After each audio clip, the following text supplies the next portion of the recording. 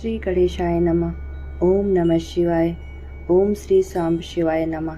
ओम नमः शिवाय। महर्षि वेद व्यास प्रणीत श्री शिव महापुराण के प्रथम खंड पूर्वार्ध का पाठ हम कर रहे हैं, जिसमें क्रमशः विद्वेषण संहिता, रुद्र संहिता के सृष्टि खंड, सती खंड, पार्वती खंड, कुमार खंड और युद्ध खंड हैं। तो आप सभी भक्तजनों का भोले बाबा के इस दरबार में स्वागत है। अथ सप्तमो अध्याय। श्रोताओं के पालन करने योग्य नियमों का वर्णन। शौनक जी बोले, हे शिव भक्तों में श्रेष्ठ महाबुद्धिमान सूत जी, आप धन्य हैं जो कि आपने यह अद्भुत एवं कल्याणकारिणी कथा हमें सुनाई। हे मुने, शिव पुराण की कथा सुनने के लिए व्रत धारण करने वाले लोगों को किन नियमों का पालन करना चाहिए, यह भी कृपा पूर्वक सबके कल्याण की दृष्टि से बताइए। सूत जी बोले, हे शौनक, आप शिव पुराण सुनने का व्रत लेने वाले पुरुषों के लिए जो नियम है, हे शौनक, अब शिव पुराण सुनने का व्रत लेने वाले पुरुषों के लिए जो नियम है, उन्हें भक्ति पूर्वक सुनिए।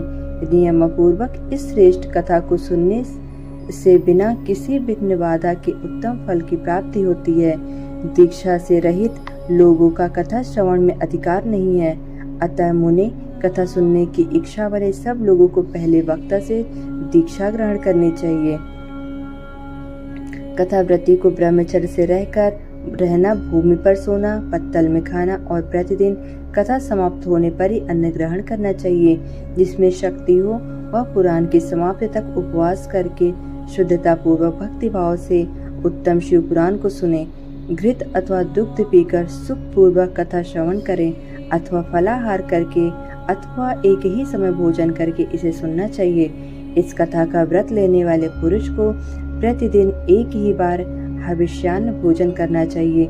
जिस प्रकार से कथा श्रवण का नियम सुख पूर्वक पालित हो सके, वैसे ही करना चाहिए। कथा श्रवण में विघ्न उत्पन्न करने वाले उपवास की तुलना में तो मैं कथा श्रवण में शक्ति प्रदान करने वाले भोजन को ही अच्छा समझता हूँ।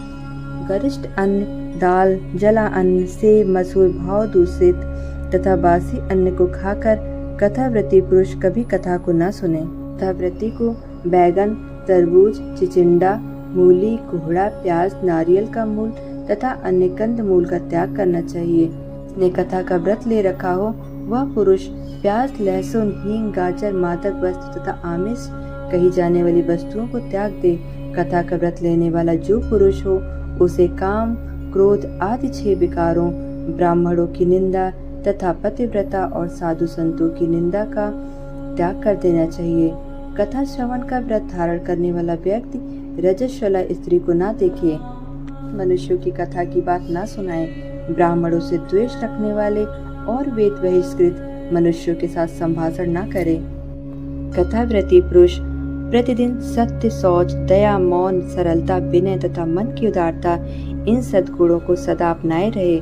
श्रोता निष्काम हो या सकाम, वह नियम पूर्वक कथा सुने। सकाम पुरुष अपनी अभीष्ट कामना को प्राप्त करता है और निष्काम पुरुष मोक्ष पा लेता है।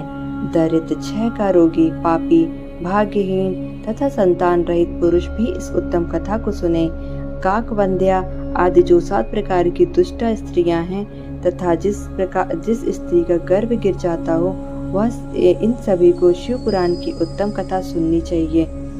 हे मुने, स्त्री हो या पुरुष, सबको यत्न पूर्वक विधि विधान से शिव पुराण की उत्तम कथा सुननी चाहिए। इस शिव पुराण की कथा पारायण के दिनों को अत्यंत उत्तम और करोड़ों यज्ञों के समान पवित्र मानना चाहिए। इन श्रेष्ठ दिनों में विधि पूर्वक जो थोड़ी सी भी वस्तु दान की जाती है, उसका अक्षय फल मिलता है। इस प्रकार व्रत धारण करके इस परम श्रेष्ठ कथा का श्रवण करके आनंद पूर्वक श्रीमान पुरुषों को इसका उद्यापन करना चाहिए। इसके उद्यापन की विधि शिव चतुर्दशी के उद्यापन के समान है। अतः यहाँ बताए गए फल की आकांक्षा वाले धनाढ्य लोगों को उसी प्रकार से उद्यापन करना चाहिए। अल्प वित्त वाले भक्तों के लिए प्रायः उद्यापन की आवश्यकता नहीं है, वे तो कथा श्रवण मात्र से पवित्र हो जाते हैं। शिव जी के निष्काम भक्त तो शिव स्वरूप ही होते हैं। हे महर्षि, इस प्रकार शिव पुराण की कथा के पाठ एवं श्रवण संबंधी यज्ञोत्सव की समाप्ति होने पर श्रोताओं को भक्ति एवं प्रयत्न पूर्वक भगवान शिव की पूजा की भांति पुराण पुस्तक की भी पूजा करनी चाहिए। तदंतर विधि पूर्वक वक्ता का भी पूजन करना चाहिए। पुस्तक को आच्छादित करने के लिए नवीन एवं सुंदर बस्ता बनाएं और उसे बांधने के लिए दृढ़ एवं दिव्य सूत्र लगाएं, फिर उसका विधिपूर्वक पूजन करें। पुराण के लिए जो लोग नया वस्त्र और सूत्र देते हैं वे जन्म जन्मांतर में भोग और ज्ञान से संपन्न होते हैं। कथावाचक को अनेक प्रकार के बहुमूल्य पदार्थ देने चाहिए और उत्तम वस्त्र, आभूषण और सुंदर पात्र आदि विशेष रूप से देने चाहिए। पुराण के आसन रूप में जो लोग कंबल, मृगचर्म, वस्त्र, चौकी, तख्ता आदि प्रदान करते हैं वे स्वर्ग प्राप्त करके यथेष्ट सुखों का उपभोग कर पुनः कल्प पर्यंत ब्रह्मलोक में रहकर अंत में शिवलोक प्राप्त करते हैं। मुनि श्रेष्ठ, इस प्रकार महान उत्सव के साथ पुस्तक की और वक्ता की विधिवत पूजा करके वक्ता की सहायता के लिए स्थापित किए गए पंडित का भी उसी के अनुसार उससे कुछ ही कम धन आदि के द्वारा सत्कार करें। वहां आए हुए ब्राह्मणों को अन्य धन आदि का दान करें। साथ ही गीत, वाद्य और नृत्य आदि के द्वारा महान उत्सव करें। हे मुने, यदि श्रोता विरक्त हो तो उसके लिए कथा समाप्ति के दिन विशेष रूप से उस गीता का पाठ करना चाहिए जिसे श्री रामचंद्र जी के प्रति भगवान शिव ने कहा था। यदि श्रोता गृहस्थ हो तो उस बुद्धिमान को उस श्रवण कर्म की शांति के लिए शुद्ध अभिषेक के द्वारा होम करना चाहिए।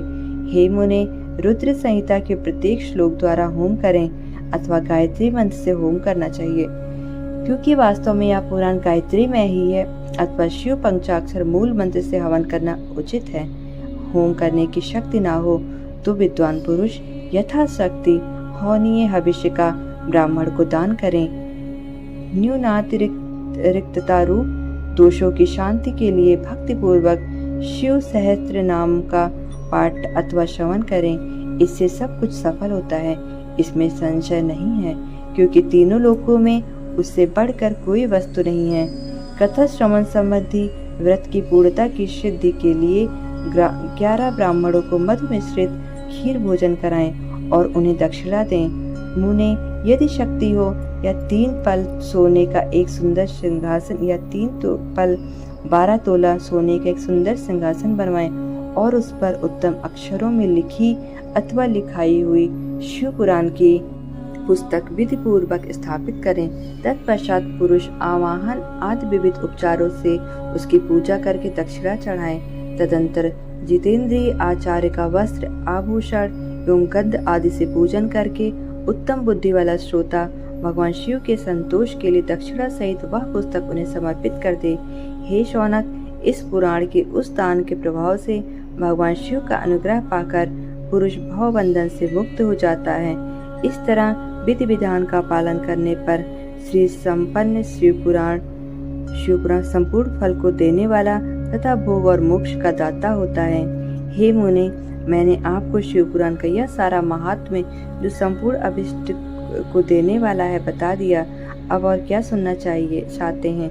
श्री संपन्न शिव पुराण समस्त पुराणों का तिलक स्वरूप माना गया है। यह भगवान शिव को अत्यंत प्रिय, रमणीय तथा भव रोग का निवारण करने वाला है। जो सदा भगवान विश्वनाथ का ध्यान करते हैं, जिनकी वाणी शिव के गुणों की स्तुति करती है और जिनके दोनों कान उनकी कथा सुनते हैं, इस जीव जगत में उन्हीं का जन्म लेना सफल है। वे निश्चय ही संसार सागर से पार हो जाते हैं। भिन्न भिन्न प्रकार के समस्त गुण जिनके सच्चिदानंदमय स्वरूप का कभी स्पर्श नहीं करते, जो अपनी महिमा से जगत के बाहर और भीतर वाणी एवं मनोवृत्ति रूप में प्रकाशित होते हैं, उन अनंत आनंद घन रूप परम शिव की मैं शरण लेता हूँ। इति श्री स्कांदे महापुराणे सनत कुमार संहितायां श्री शिव पुराण श्रवण व्रतिनाम विधि निषेध पुस्तक वर्त पूजन वर्णनम नाम 7वां अध्याय। इस प्रकार श्री स्कंद महापुराण में सनत कुमार संहिता के अंतर्गत शिव पुराण के श्रवण वृत्तियों के विधि निषेध और ग्रंथ तथा वक्ता के पूजन का वर्णन नामक 7वां अध्याय पूर्ण हुआ। श्री शिव महापुराण महात्म्य पूर्ण हुआ। ओम नमः शिवाय। भक्तजनों, यदि आपके लिए यह शिव पुराण लाभकारी है तो कृपया चैनल को लाइक करें, सब्सक्राइब करें और शेयर करें। ओम नमः शिवाय।